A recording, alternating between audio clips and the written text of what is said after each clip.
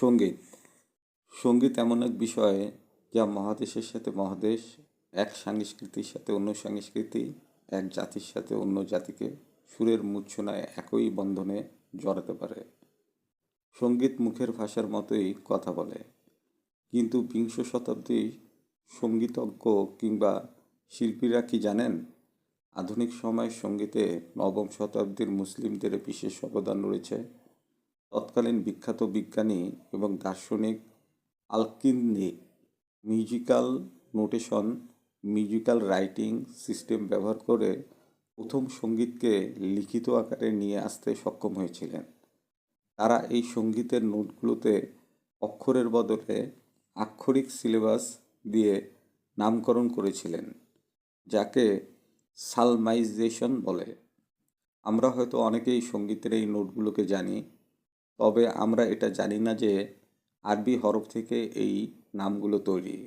আধুনিক সময়ের এই নোটগুলোর নামের সাথে আরবি নামগুলোর সাদৃশ্য সত্যি চমকপ্রদ। আমরা সকলেই সঙ্গীতের নোট ডু, দু, রে, মি, ফা, সল, লা, টি ইত্যাদির সাথে পরিচিত, অথচ আমরা হয়তো জানি না যে এই নোটগুলির অরিজিনাল আরবি নোটগুলো হলো দাল, রা, মিম, ফা, সদ, লাম, সিন ইত্যাদি। আল কিতনির 70 বছর পর আল ফারাবি রাবাবাহ এবং কানুন নামক দুইটি বাদ্যযন্ত্রকে আরও উন্নত করে তোলেন। রাবাবা ছিলেন বর্তমান যুগের বেহালার প্রাচীন রূপ এবং কানুন ছিল একটি ছোট্ট তারযুক্ত বাদ্যযন্ত্র। এছাড়াও আল ফারাবি সঙ্গীতের উপর 5টি বই লিখেছিলেন, যার মধ্যে সবচাইতে অন্যতম ছিল the great book of music. 12 শতাব্দীতে এই বইটিকে হিব্রু ভাষায় এবং এরপর ল্যাটিন ভাষায় অনুবাদ করা হয়েছিল। আধুনিক যুগের সঙ্গীত এত মাধুর্যপূর্ণ হওয়ার নেপথ্যে তার এই গ্রন্থের অনেক অবদান রয়েছে। 16 শতাব্দী পর্যন্ত তার এই বইটি সকল সঙ্গীত জগৎকে প্রভাবিত করেছিল।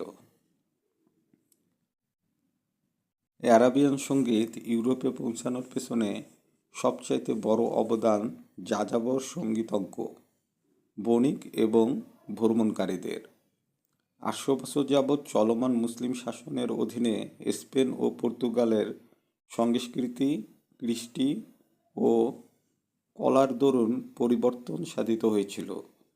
এর অন্যতম পুরনো একটি উদাহরণ হচ্ছে কান্টিগাস D Santa Maria a collection. 1252 সালে তৎকালীন ক্যাস্টিলা ও অ্যারাগনের রাজা দশম আলফোনসো এল সাবিওর নির্দেশে কুমারী মরিয়ামকে নিয়ে 415টি ধর্মীয় সঙ্গীত কম্পোজ করা হয়েছিল। ইউরোপে সঙ্গীতের বিস্তারে বেশ কয়েকজনের অবদান অন্যতম ছিল। দ্য ব্ল্যাকবার্ড খ্যাত জিরাফ ছিলেন তাদের অন্যতম। তার মধুর কণ্ঠ এবং গারো বর্ণের জন্য তিনি বেশ জনপ্রিয় ছিলেন। তিনি ছিলেন বাগদাদের আরেক জনপ্রিয় সঙ্গীতজ্ঞের প্রিয় শিষ্য এবং তার প্রতিভা এতটাই উগ্র ছিল, অল্প সময়ের মধ্যে তিনি তার গুরুকে ছাড়িয়ে যান। এরপর উমাইয়া খলিফার নিয়ন্ত্রণে তিনি আন্দালুসিয়ায় আসেন। 1822 সালে জিরাফ যখন কর্ডোভার দরবারে নিয়মিত হতে শুরু করে, তখন সেটি উমাইয়া খলিফার পুত্র খলিফা দ্বিতীয় আবদ আল রহমানের অধীনস্থ ছিল।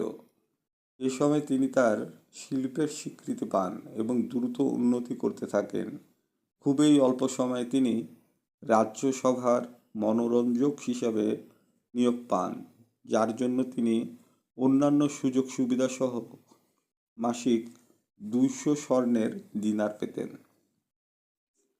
তার বহু অর্জন রয়েছে, যার মধ্যে অন্যতম ছিল কর্ডোভাতে বিশ্বের প্রথম সঙ্গীত বিশ্ববিদ্যালয় স্থাপনা যেখানে সুর ও সঙ্গীত সম্পাদনা শেখানো হতো। এই সঙ্গীত বিশ্ববিদ্যালয়ের মাধ্যমেই অ্যারাবিয়ান লুথ, একাধিক তারযুক্ত বিশেষ ধরনের বাদ্যযন্ত্র ইউরোপে পরিচিতই পায় এবং বাদ্যযন্ত্রে পঞ্চম বেস স্ট্রিংয়ের উদ্ভব হয়।